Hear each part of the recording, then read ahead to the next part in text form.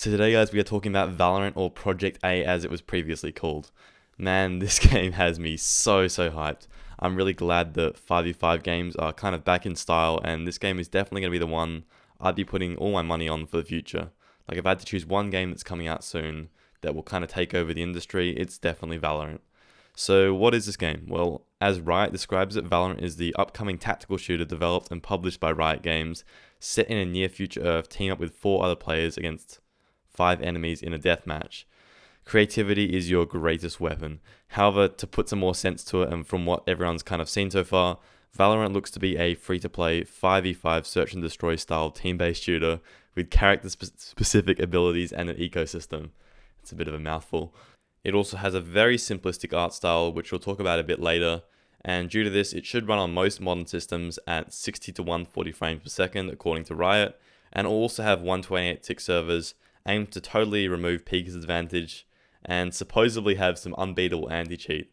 So I think here they just told us absolutely everything we really want to hear as people who play games all the time. Like, you've always wanted better servers so you don't have peak advantage being such a big thing, which is on almost every game. And anti-cheat, especially these days, so many games are played by cheaters, and we really just don't want to have to deal with that. So Riot definitely told us exactly what we wanted to hear with this kind of statement. And we know that hopefully that a company as big as Riot can kind of live up to these claims. So to start out, let's explore these Overwatch comparisons, as it's something that a lot of people have been drawing. So firstly, there's 8 agents, which will be like Overwatch's heroes. They have 3 abilities each, again similar to Overwatch, with a basic ability, a signature ability, and then an ultimate ability. I don't want to waste your time reading out all these abilities, as you can just read them off the wiki, and I don't want to make the video super long, as that would probably take 10 minutes on its own. I don't know how good they are yet, and I can't provide too much insight. However, what I will say is that there seems to be some really cool synergies between the abilities. For example, right here we see Viper use a toxic screen to close off the choke point, and then Sova uses his recon bolt to see through the choke point, and then Volcano, which is the player we're watching, he's not a character, he just picks off a really easy kill. So this stuff seems so cool to kind of watch and hopefully use, and I can't wait to see how it can be done and like what else you can kind of do in this game. So looking into one of the other comparisons to Counter-Strike, or the first comparison, we have an ecosystem in this game. So for those unfamiliar, I'm assuming you're rewarded with money depending on whether you win, lose, plant the bomb, or kill players during a round. In this little screen cap here, we can actually see a lot of things about the ecosystem. So firstly, it looks like all the characters will have access to the same guns, and will actually have to buy their abilities and guns, as seen as in the middle and the bottom of the screen. We also have shields like in Counter-Strike, and those shields seem to have a durability value, again like Counter-Strike. And then there is a light shield and a heavy shield, again kind of similar to Counter-Strike armor maybe, where you have the armor, which just protects your body, and then you have the armor plus the helmet, which will protect you from most headshots in the game. We also see a cool little menu on the left which shows your current money, the minimum money you can possibly have after the next round if everything goes wrong, and then a few buttons that kind of give you some extra communication with your team, like Let's Buy, which tells your team to buy up, I have extra creds, which kind of suggests that you can afford to buy for someone else, and Let's Save, which obviously will tell your team to save that round. This kind of stuff is really cool. It's kind of like what we saw with Apex, where you can communicate with your team really well without even speaking. We also see that all the weapons and the utility of our team are in this menu on the left, so we can kind of see how much money our teammate has, what guns they have, whether they have armor or not, and probably whether they have abilities or not. And this provides so much info that you wouldn't even get without asking your team in Counter-Strike, and it looks so incredibly good. So hopefully you don't have players, like in Counter-Strike you'll be playing sometimes, you'll have a player with like 15k on their account, and you have another guy who can't even afford a gun. But you should be kind of more obliged to buy for your teammates and work better as a team, which will be really good to see in Project A, or Valorant as we're now calling it. As for another Counter-Strike comparison, we also have the fact that it's a 5v5 S&D based game. So S&D is search and destroy, and it basically means that you have one team attacking, one team defending, and the attacking team wants to go and destroy one of 2 bomb sites usually. This is so exciting to see, as some of the best esports as of late have been 5v5s. When you look at CSGO dominating the scene for such a long time, and then now Rainbow Six Siege, another 5v5 S&D, which is really coming up as a solid esports title.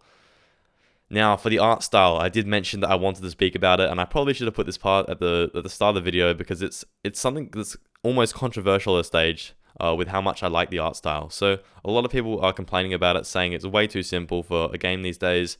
And let me tell you guys, this is definitely by design. So an extremely, extremely important part of the art style in a class-based shooter is the ability to quickly distinguish who a character is, so you know what abilities they could possibly have and how to approach the fight. So Team Fortress 2 did this better than any game in my opinion, and in a 2008 PowerPoint I found called How Valve Connects Art Direction to Gameplay, we can see that they're focused on color to distinguish whether it's a friend or a foe, and classes are categorized into a run or attack section, where I'm guessing you want to be able to tell whether to run or attack a class based on their silhouette, body proportions, weapons, and their hats and clothing folds and stuff like that. And finally, the weapon is also really, really important to see. And all the weapons are going to be max contrast against the chest, which is where you're going to be looking most of the time. And we see a gradient from dark feet to a light chest, which, let me tell you guys, this is so genius. Like, we don't really look at the feet ever. Like, the feet don't give you any information in games. I mean, if you see it, you want to shoot at it. But, like, it doesn't give you much more than that. So, as you go down from feet to chest, you can see that there's a gradient, and it gets brighter at the chest. And then from the chest, you have a max contrast weapon, which is the opposite of the chest. So you see exactly what weapon they have, and then you look at the chest and you see which class it is. Like, Team Fortress 2, such a good game. It was so far ahead of anything else at the time, I reckon. And, when you're looking at the silhouette, your body proportions, the kind of way the characters have their posture even, like, you know exactly who's who just by looking at them and the way they kind of have their stances and their heights and, like, all that kind of stuff. You just see someone and then instantly, bang, they have this weapon, it's this character, it's on this team, this is how I'm going to play against it. And this is such an important thing to have in a class-based shooter, and it's something that Overwatch did actually try to recreate, and it did really, really well, but it didn't do it quite as well as Team Fortress 2 did. And it's even where the maps have like kind of red accents and blue accents on either side, so you know exactly where you are, whose team you're on. It's a really, really good system. And you kind of have that, again, with that, you have a contrast. Let's say you are on the blue team and you see a contrast against the blue. You see a red character. You know straight away, let's shoot it, let's kill it, get it out of the way. And to link this to Valorant, I really hope that they're able to make the characters as obvious as Team Fortress 2's were. I've found it a little bit harder to distinguish the characters just by looking at them when looking at this gameplay. But then again, I'm not playing it myself. I haven't got hours in the game myself. And I saw this tweet and I was thinking this kind of stuff already, and I just wasn't at all surprised. And it's given me so much confidence in this game. So Moby Frankie, probably mispronounced that. He was the art director for both TF2 and Project A. Or he's the art lead for Project A. So I think it's the same thing. So for those hating the art style, take a look at the influence on the gameplay and maybe just reconsider your opinion, because I think the game is in very, very, very good hands. And the art style is all deliberate, giving better performance, making it just so you just see someone, you know what they're going to have coming for you, and you can play against that with your brain rather than your reflexes alone. So guys, I think that's it. I really hope you all learned something about this new title, and I really, really can't wait to play and share more with you all. I'm going to be grinding the hell out of it as soon as it comes out. Definitely going to be the game I'm going to be putting the most time into as soon as I can.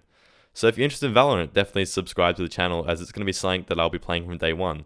Anyways, that's it for now. Peace. Take it easy, guys.